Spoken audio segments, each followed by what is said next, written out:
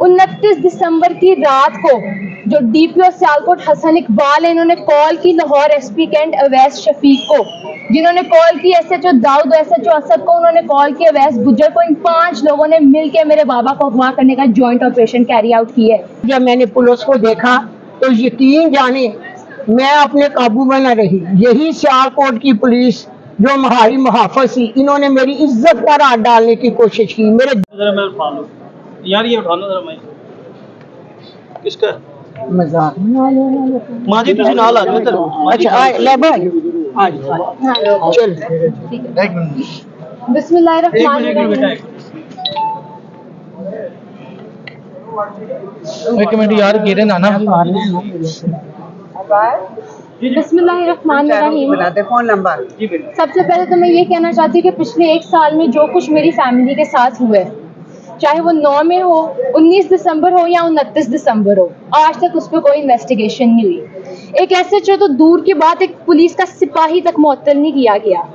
29 दिसंबर की रात को जो डीपीओ सियालकोट हसन इकबाल है, इन्होंने कॉल की लाहौर एसपी कैंट अवैस शफीक को, जिन्होंने कॉल की एसएचओ दाऊद, एसएचओ असद को, उन्होंने कॉल की अवैस गुज्जर को। इन 5 लोगों ने मिलकर मेरे बाबा को अगवा करने का जॉइंट ऑपरेशन कैरी आउट किया है।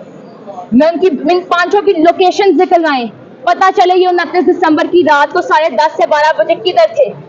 मैं उनकी बेटियों में यहाँ पे ये आप सबके सामने कहने कि मुझे खदशा है कि मेरी बाबा के ऊपर इन्होंने इतना जुल्म किया, उनके साथ इतना बुरा किया कि अभी उन्हें अदालत में पेश नहीं कर दे। और कैफे लान तो शरीक है इस जुर्म में, बराबर का शरीक है कि उन्होंने रिकॉर्ड टेम्परिंग की है और हम उनके खिलाफ इस्तिगासा करेंगे। अदालत के ऑर्डर्स के बावजूद मेरे चाचू इमरान डार कल 7 घंटे अदालत में पुलिस स्टेशन पे रिकॉर्ड चेक करे थे। डीवीआर और सेफ सिटी प्रोजेक्ट के कैमरास हमें नहीं शो किए गए।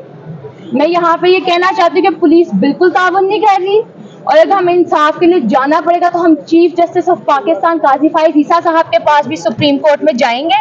और ये मेरा पैगाम आईजी पंजाब के लिए है।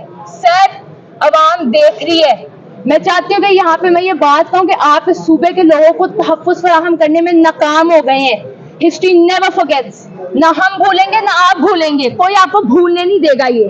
Thank you so much. बेटा ये बताओ कि जिस तरह chief justice Peshawar high court ने ज़रताज गुल को तहफ़्फ़ुज़ फराहम किया, आप भी बेटी हो, तो आप चीफ जस्टिस पाकिस्तान से या चीफ जस्टिस हाई कोर्ट से क्या इस्तदा करोगी? उनको तो घंटों में इंसाफ मिल गया, आप लोग 7 दिनों से अदालतों के चक्कर लगा रहे हैं, आप लोगों की कोई सुनवाई नहीं हो रही।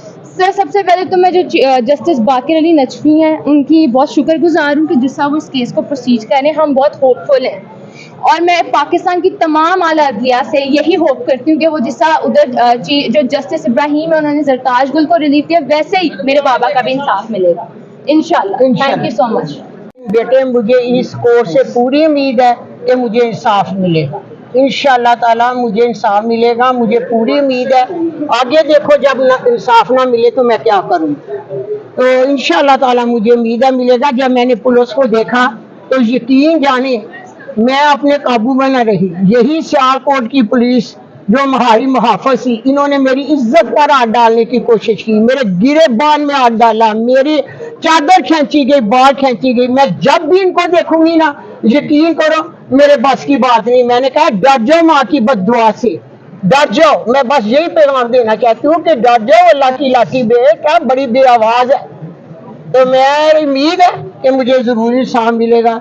अगर इन्होंने मेरे बेटे को 48 घंटों में बाहर ना लेके आए तो फिर देखें आगे से क्या होता है। अच्छा, मैं फिर अपना रद्द-ए-अमल दूंगी। ये बताइएगा कि काफी दिनों से बेटा गायब है और कोई पैगाम भेजा हो, आपने नॉमिनेशन पेपर जमा करवाए हैं कि आप विड्रॉ कर लें, आप इलेक्शन ना लड़ें, कोई इस तरह का कोई पैगाम आपको मसूल हुआ हो? ऐसा वाले से जरा देखो ना, अगर वो मुझे गिरफ्तार करते तो मेरे अपने ज़मीर की आवाज़ थी ना, मैं कहती मैंने इलेक्शन नहीं लड़ा। मैं तो खड़ी हूँ, मैं इलेक्शन लड़ूंगी। देखिए सर, मेरे बाबा को अगवा करने का मकसद मैंने उस दिन भी कहा था ये कि मेरी दादो इलेक्शन से स्टेप डाउन कर जाए।